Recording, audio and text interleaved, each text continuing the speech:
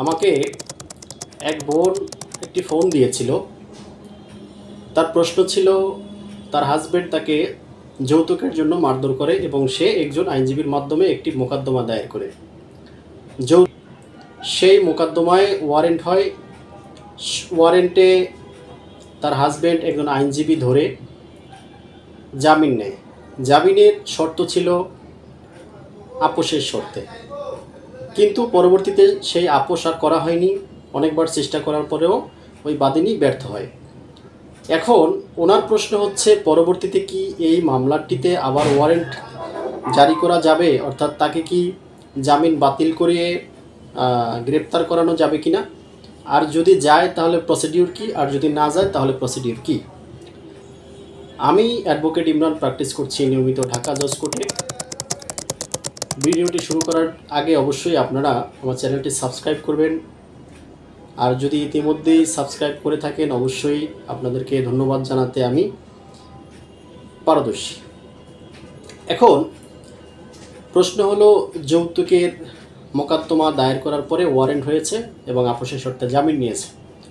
আগে একটু বলে রাখি যে যৌতুকের মামলাটি হচ্ছে একটি আমলযোগ্য মামলা এবং জামিন অযোগ্য মামলা, কিন্তু আপোষ সে শর্তে আদালত জামিন দিতে পারে। এই কথাটি অবশ্যই প্রয়োগযোগ্য এবং প্রয়োগ হয় আদালতে।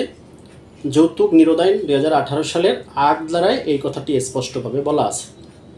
এখন যেহেতু তার হাজব্যান্ড আপোষের শর্তে জামিনটি নিয়েছিল, আপোষ করার কথা বলেও করেনি, সেই ক্ষেত্রে এখন করণীয় কি?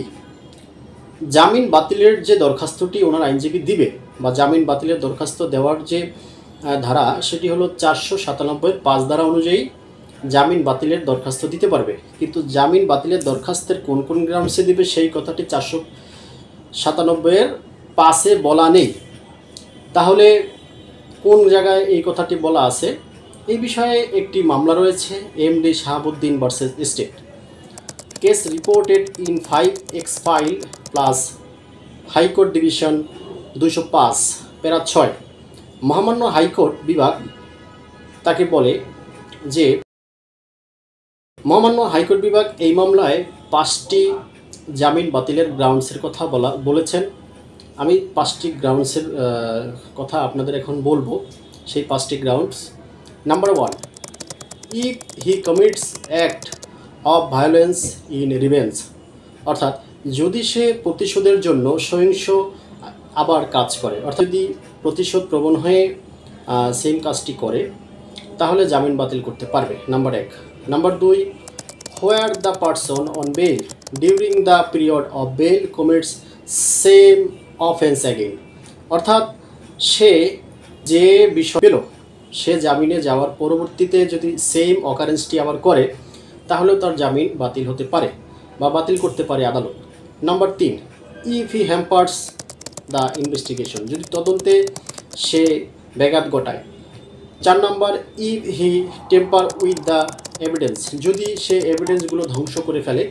আর নাম্বার 5 হচ্ছে, if he Reigns away to the foreign country or goes undergrounds or beyond the control of his associate।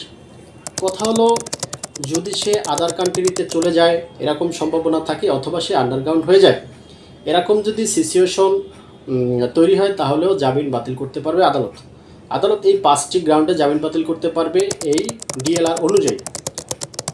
এখন বিজ্ঞ আদালত যেহেতু আপোষের শর্তে জামিন দিয়েছে, যদি আপোষ এইটাও একটা যদি অমান্য করে, অবশ্যই এটা একটি অন্যায়। সেই অন্যায়ের জন্য আদালতের এই অন্যায় বা আদালতের এই কথার যে ভায়োলেশন করেছে, সেজন্য আদালত চাইলে জামিন বাতিল করে তাকে ডাব্লুএ ইস্যু করতে পারে এবং তাকে সিডাব্লিউ বলে আদালত কোর্টে প্রেরণ করতে, মানে জেলে প্রেরণ করতে পারে। এই হলো মামলার জামিন বাতিল করার যে প্রসিডিউর সেই।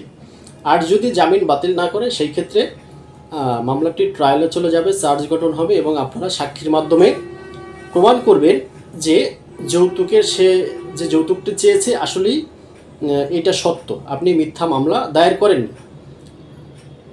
যদি প্রমাণ করতে পারেন, তাহলে এই সর্বোচ্চ 5 বছরের কারাদণ্ড রয়েছে, সর্বনিম্ন 1 বছর এবং 50,000 টাকা পর্যন্ত অর্থদণ্ড রয়েছে।